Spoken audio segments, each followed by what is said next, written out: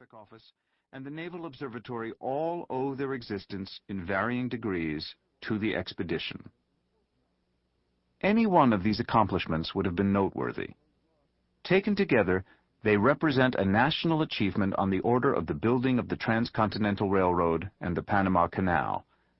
But if these wonders of technology and human resolve have become part of America's legendary past, the U.S. exploring expedition has been largely forgotten.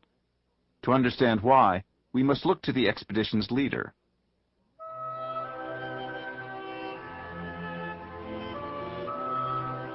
Charles Wilkes was born to well-to-do parents in New York City in 1798. When his mother died just 2 years later, he was placed in the care of an aunt, Elizabeth Ann Seton, who would later convert to Catholicism, become an abbess, and eventually be canonized as America's first native-born saint. Wilkes's exposure to sainthood proved short-lived, however. At just 4 years old, he was sent away to boarding school. When he realized he was about to be abandoned at the school, Wilkes clung to his father's leg and refused to let go. "Young as I was," he wrote, "the impression is still on me, and it is the first event of my life that I have any distinct recollection of." For the next 10 years, Wilkes was, in his own words, a poor castaway boy, attending a series of boarding schools that he hated, always yearning to be at home with the father he loved. "I had no other companions than my books and teachers," he remembered. But there was always the sea. Manhattan was surrounded by water, and hull to hull along the waterfront was a restless wooden exoskeleton of ships, their long bowsprits nuzzling over the busy streets, the eyes of even the most jaundiced New Yorker irresistibly drawn skyward into a complex forest of spars and rigging. This was where a boy might turn his back on all that he had once known and step into an exotic dream of adventure, freedom, opportunity, and risk. When Wilkes was 16 years old, he began to press his father to apply for a midshipman's warrant. Under usual circumstances, the Wilkes family had all the social and political connections required to secure such an appointment. Wilkes's mother had been the daughter of William Seton, a wealthy New York merchant. His father was the grandson of an even wealthier British distiller. His father's uncle, John Wilkes, a member of Parliament, had gained international fame for his outspoken support of the American cause during the Revolution. Wilkes's own father, whose middle name was de Pontieu, had aristocratic relatives in Paris with close ties to the French Navy.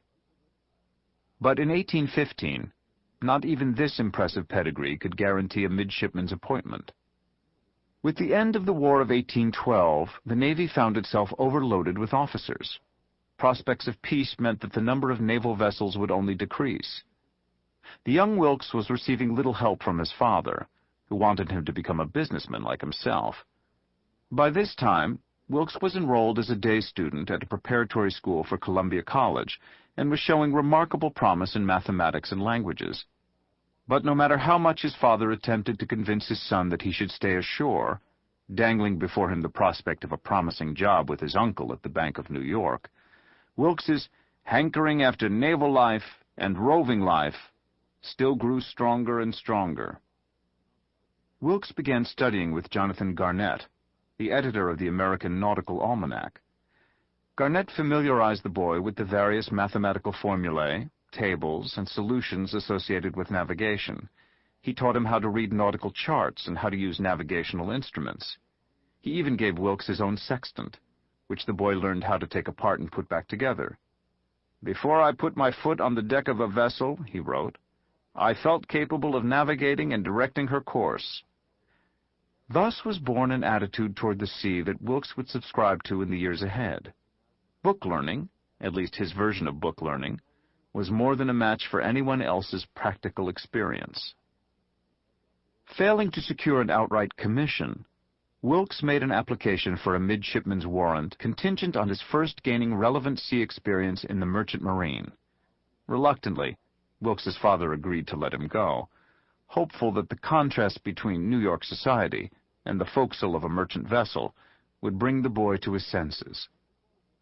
Just a few days into his first voyage aboard the Hibernia, one of hundreds of vessels carrying goods and passengers between America and Europe, Wilkes understood why his father had been so hesitant. A more ignorant and brutal set of fellows could scarcely have been collected together, he remembered. His hands were continually bleeding.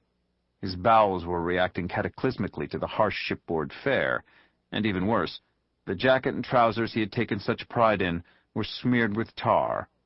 "Could I have set my foot on shore," he wrote, "I never would have again consented to be again afloat." Despite his suffering, Wilkes could not help but be fascinated by the spectacle of a fully rigged ship under sail. "I had from my reading become acquainted with many of the maneuvers," he wrote, "and took great delight in watching how things were done practically." The captain heard that Wilkes knew how to perform a lunar, a complicated series of observations to determine a ship's longitude that required as many as 3 hours of calculations and was beyond the abilities of many captains in the merchant service. "Although I had little practice at sea," Wilkes wrote, "I readily came to take good and satisfactory observations."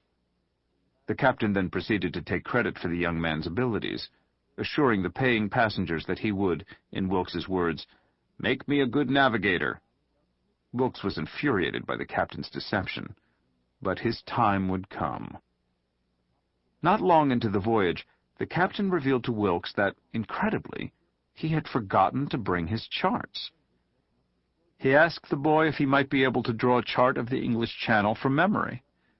Revealing an early willingness to take on a seemingly hopeless task, Wilkes agreed to give it a try. "The next day I was called into the cabin and sheets of letter paper handed me." He hurriedly sketched out a fairly detailed representation of the English Channel, and stunningly, with Wilkes's map in hand, the captain was able to guide the Hibernia to Le Havre, France, without incident. Not until 3 years later, after several more merchant voyages, did Wilkes finally receive his appointment in the Navy as a midshipman, primarily through the intervention of his father's friend, Monsieur Hyde de Neuville, the French minister. After a brief visit to Washington, D.C., to thank de Neuville for his help, Wilkes returned to New York to discover that his father had died. "I never saw him after I entered the Navy," Wilkes wrote, adding, "I shall not attempt to describe the feelings I experienced, and the desolation which home seemed to have undergone." In 1821, 23-year-old Wilkes began seeing a woman he had known since he was a child. Jane Renwick, though not handsome, according to Wilkes, showed great intelligence, and was ever open to administer to the wants of others. The Renwicks had been close family friends of the Wilkeses, and there had been many times when growing up that young Charles had come to blows with Jane's brother James over his unmerciful teasing of his sister. For Wilkes, Jane Renwick was the love of his life. The evenings Wilkes spent over the next months with Jane and her mother turned out to be some of the happiest times he had ever known. "We had a never-ending source of amusement," Wilkes remembered. "I often read aloud, and while they read, I drew, and the hilarity and fun was charming." When he received orders to report to the Franklin for a cruise to the Pacific, Wilkes found it hard indeed for me to return to duty, and at the same time forego all the delights of the society of those I was deeply in love with. The Franklin proved to be just the ship for an officer of Wilkes's interests. On the gun deck there was a library, and Wilkes, with the help of an assistant, became the librarian. But perhaps the best part of the cruise was its destination, the newly established Pacific station along the west coast of South America. Wilkes was about to encounter the ocean he had been dreaming about since he was a young boy. With the 3 voyages of James Cook, Great Britain had set the pattern for future global exploration.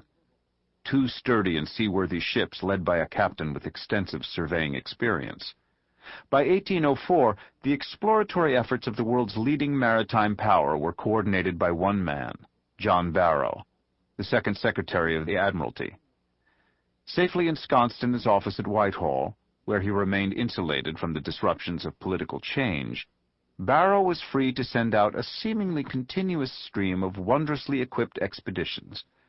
Except for a brief hiatus in 1806 to 1807, Barrow would remain at the Admiralty for the next 44 years, and over that span of time he would dispatch voyages to just about every corner of the world in a deliberate campaign to extend the bounds of British scientific knowledge and influence.